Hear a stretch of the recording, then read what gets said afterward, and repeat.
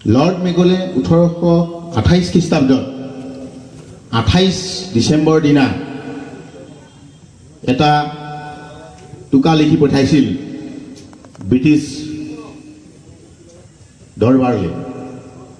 যে ভাৰতবৰ্ষখন এনেকুৱা এখন দেশ যিখন দেশৰ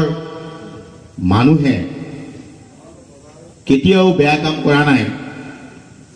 আৰু কেতিয়াও বেয়া চিন্তা কৰিব নোৱাৰে। গোটেই ভাৰতবৰ্ষখন ভ্ৰমণ কৰি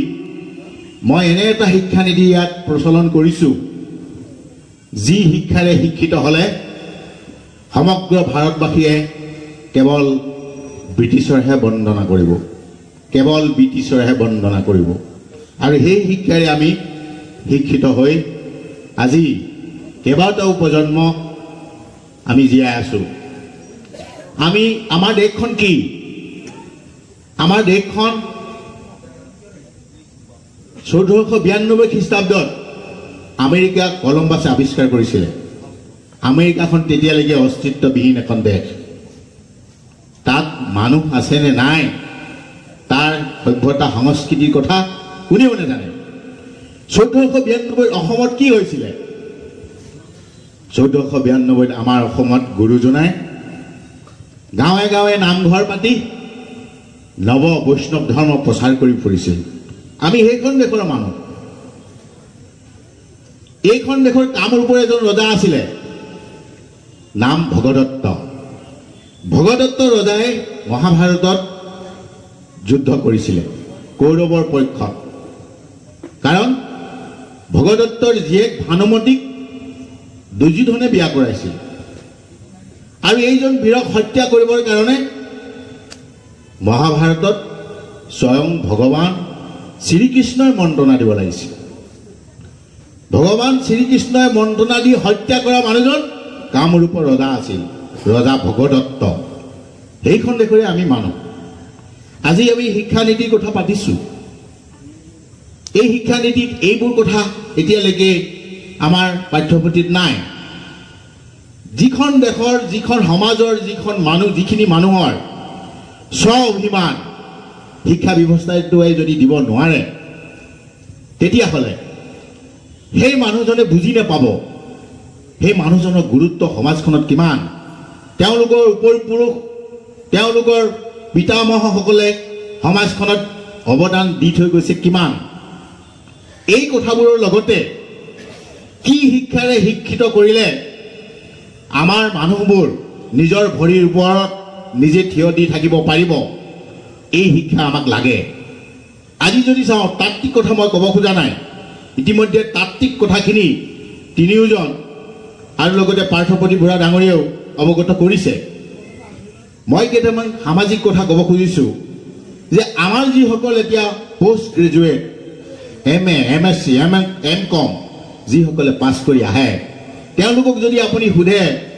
পৈতৃক সম্পত্তিৰ চাৰিসীমাটো কি, কিন্তু তেওঁ সগৰ্বেৰে ক'ব এইবিলাক কথা মই নাজানো। আমি কি শিক্ষাৰে শিক্ষিত হৈ আছো যে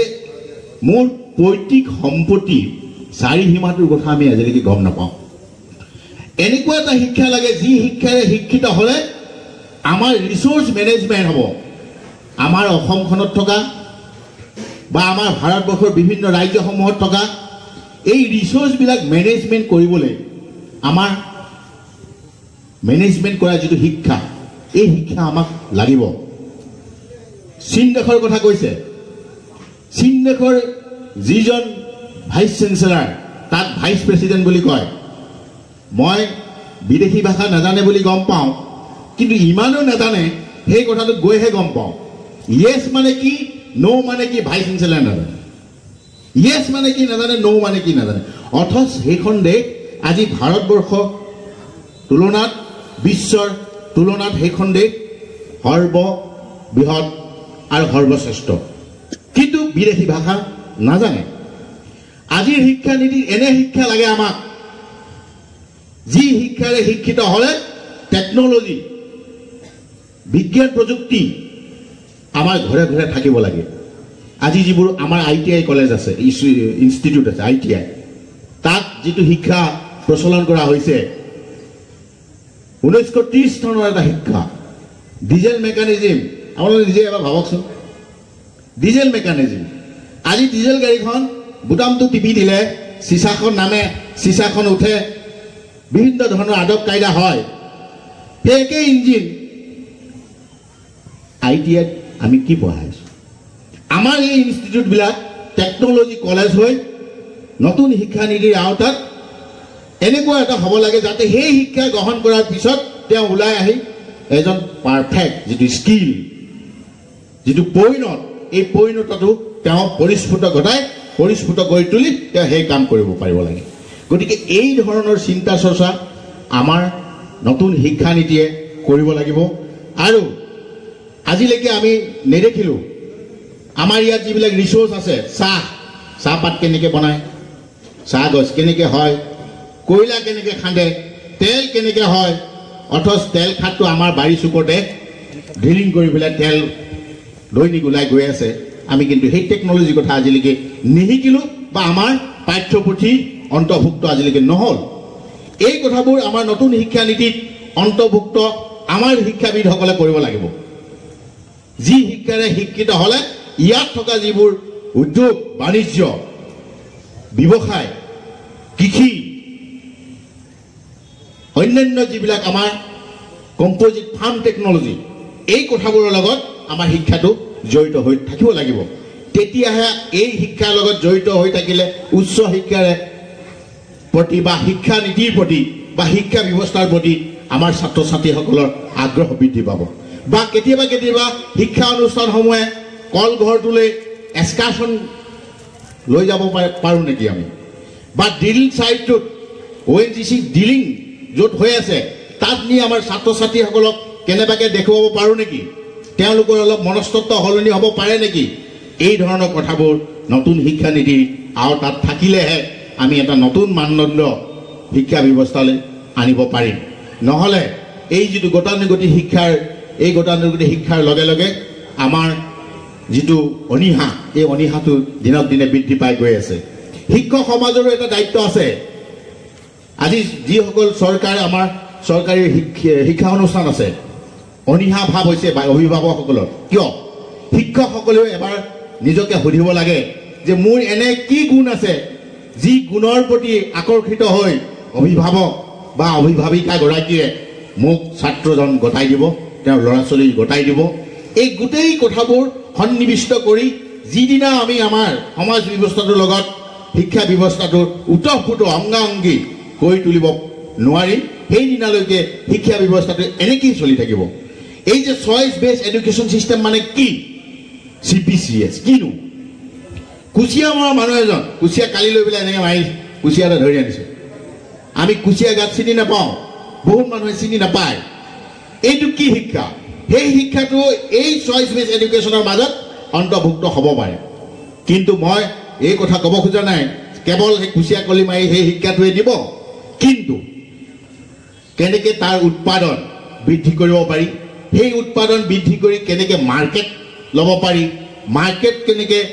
মাৰ্কেটত কেনেকৈ সেই উৎপাদিত সামগ্ৰী বিক্ৰী কৰি আমি তাৰ পৰা বেছিকৈ আমি উপাৰ্জন কৰিব পাৰোঁ এই চিন্তা চৰ্চাবোৰ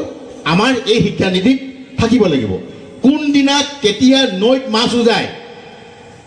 এইবোৰতো জীৱনশৈলীৰ লগত আমাৰ যুক্ত হৈ আছে এই কথাবোৰো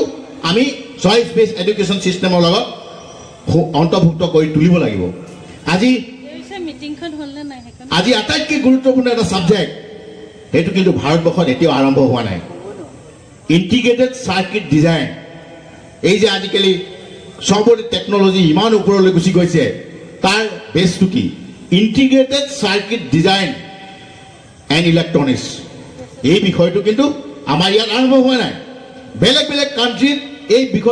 বিষয়ে নহয় এটা ইনষ্টিটিউট হৈ গ'ল আৰু তাৰ পৰা শিক্ষিত হৈ ওলাই অহাৰ পিছত তেওঁলোকে নিজাববীয়াকৈ বিভিন্ন ধৰণৰ এই ইলেক্ট্ৰনিক্সৰ যোগেদি মেচিনাৰী চিষ্টেম উলিয়াবলৈ সক্ষম হৈ গ'ল বিভিন্ন ধৰণৰ মেচিনাৰী গতিকে এই ব্যৱস্থাটো আমাৰ শিক্ষা নীতিৰ অন্তৰ্ভুক্ত যদি নহয় তেতিয়াহ'লে আগন্তুক দিনত এই টেকনলজি আৰু শিক্ষা দুটা এটা বেলেগ ধৰণৰ ব্যৱধানত আমি জীৱন নিৰ্বাহ কৰিব লাগিব মই আমাৰ যিসকল স্বৰাষ্ট্ৰ দেখোঁ আমাৰ এডুকেশ্যনিষ্ট শিক্ষাবিদ আছে তেওঁলোকক মই অনুৰোধ জনাইছোঁ এই বিষয়সমূহ যাতে আমাৰ এই CBCS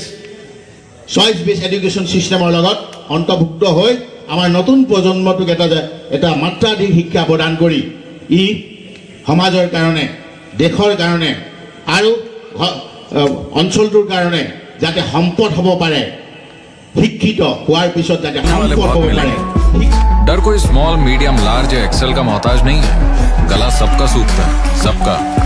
पर डर से डरना नहीं है हिम्मत का घूंट लगाना है डर को निगल जाना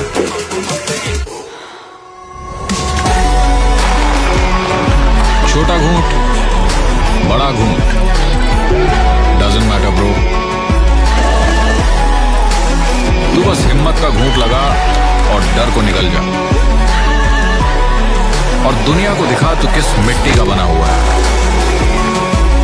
माउंटेन ड्यू